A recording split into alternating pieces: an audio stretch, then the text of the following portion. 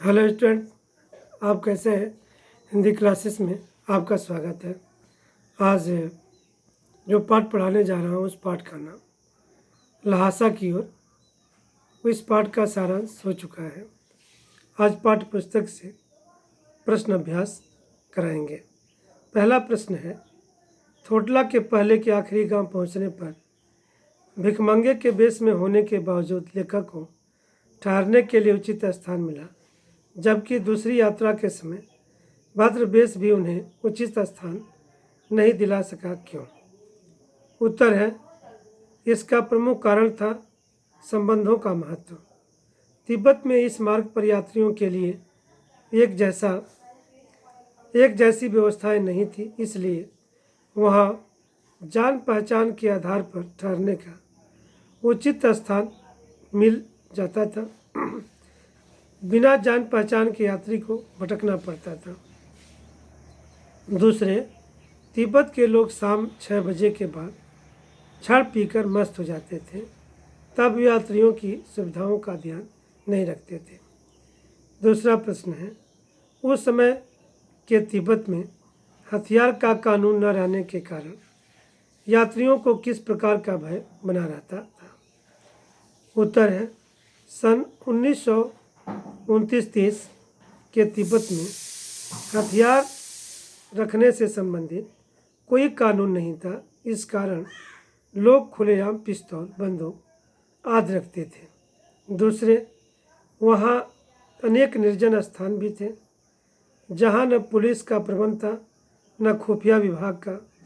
वहाँ डाकू किसी को भी आसानी से मार सकते थे, इसलिए यात्रियों को हत्या और लूटमार का भय बना रहता था। अगला प्रश्न है, लेखक लंगकोर के मार्ग में अपने साथियों से किस प्रकार पिछड़ गया? उत्तर है, लेखक लंगकोर के मार्ग में अपने साथियों से 2 कारणों से पिछड़ गया। पहला, उसका घोड़ा बहुत सुस्त था। दूसरा, वह रास्ता भटक कर 1-1.5 मील गलत रास्ते पर चला गया था। उसे वहाँ से वापस आना पड़ा। अगला प्रश्न है, लेखक ने शेखर विहार में सुमति को उनके यजमानों के पास जाने से रोका, परंतु दूसरी बार रोकने का प्रयास क्यों नहीं किया? उत्तर है, लेखक ने शेखर विहार में सुमति को उनके यजमानों के पास जाने से इसलिए रोका ताकि वह वहां जाकर अधिक समय न लगाए। इससे लेखक को 1 सप्ताह तक उसकी प्रतीक्षा करनी पड़ती। दूसरी बार लेखक को वहाँ के मंदिर में रखी अनेक मूल्यवान हस्तलिखित पुस्तकें मिल गई थीं। वह एकांत में उनका अध्ययन करना चाहता था, इसलिए उसने सुमति को यजमानों के पास जाने की अनुमति दे दी। अगला प्रश्न है, प्रस्तुत यात्रा वृत्तांत के आधार पर बताइए कि उस समय का तिब्बती समाज कैसा था? उत्तर है, तिब्बत का तेडरी प्रदेश विभिन्न जागीरों में विभक्त है। अधिकतर जागीरें विभिन्न मठों के अधीन हैं। जागीरों के मालिक खेती का प्रबंध स्वयं करवाते थे। खेती करने के लिए उन्हें बेगार मजदूर मिल जाते हैं।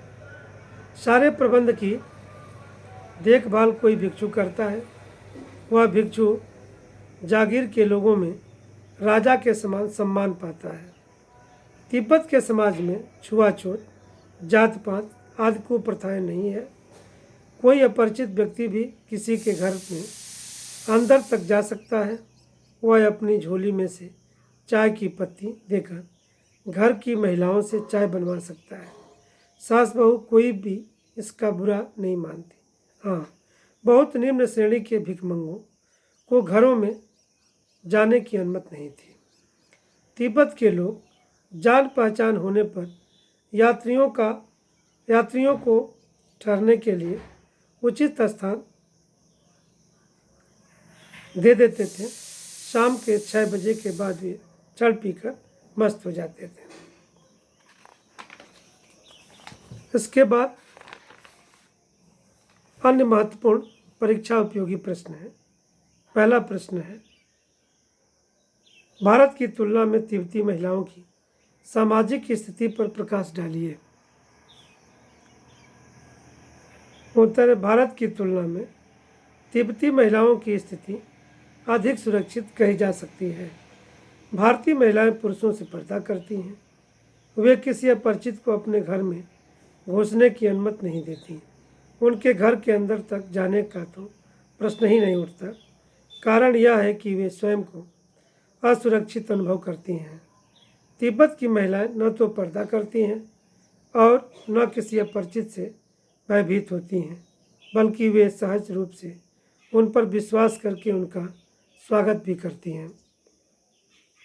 दूसरा प्रश्न है, नमसे कौन था? उसकी चारित्रिक विशेषता पर प्रकाश डालिए। उत्तर है, नमसे बौद्ध भिक्षु था। वह शेखर विहार नामक जागीर का प्रमुख भिक्षु था। अन्य प्रबंधक भिक्षुओं के समान उसका जागीर में खूब मान सम्मान था। नमसे बहुत ही भद्र पुरुष था। उसमें अधिकारी या प्रबंधक होने का मिथ्या अहंकार नहीं था। वह लेखक को बड़े प्रेम से मिला। यद्यपि लेखक की वेशभूषा भिखमंगे जैसे थी, फिर भी नमसे ने उसके साथ प्रेम पूर्वक बातें की। अगला प्रश्न है, शेखर विहार के मंदिर में रखे बौद्ध ग्रंथों का परिचय दीजिए। उत्तर है, शेखर विहार के मंदिर में बुद्ध के वचनों के हस्तलिखित अनुवादों की 103 पोथियाँ रखी थीं। वहाँ उन्हें कंजूर कहते हैं। उन पोथियों में बड़े तथा मोटे कागज़ थे। उन कागज़ों पर मोटे मोटे अक्षरों में बुद्ध वचन लिखे हुए थे। एक एक पोथी का वजन 15-15 से रहा होगा। अगला प्रश्न है, ठहरने के लिए उचित स्थान से लेखक का क्या तात्पर्य हो सकता है? वेशभूषा के आधार पर किसी के प्रति व्यवहार नीति तय करना कहाँ तक तर्कसंगत है? उत्तर है, ठहरने के लिए उचित स्थान से लेखक का तात्पर्य था ऐसा साफ सुथरा कमरा जिसमें यात्री को कोई असुविधा न हो। उसमें गर्मी, सर्दी, बरसात से बचने का उचित प्रबंध हो। वेशभूषा के आधार पर व्यवहार नीति तय करना उचित नहीं है। सभी यात्रियों को बराबर सम्मान मिलना चाहिए। हमारे देश में तो संत महात्मा और अनेक महापुरुष सीधी सादी वेशभूषा धारण करते हैं। उन्हें ठहरने की उचित जगह न देना गलत ही कहलाएगा। यह एक अलग बात है कि अच्छी वेशभूषा वाले व्यक्ति को अच्छी जगह देना सब लोग पसंद करते हैं।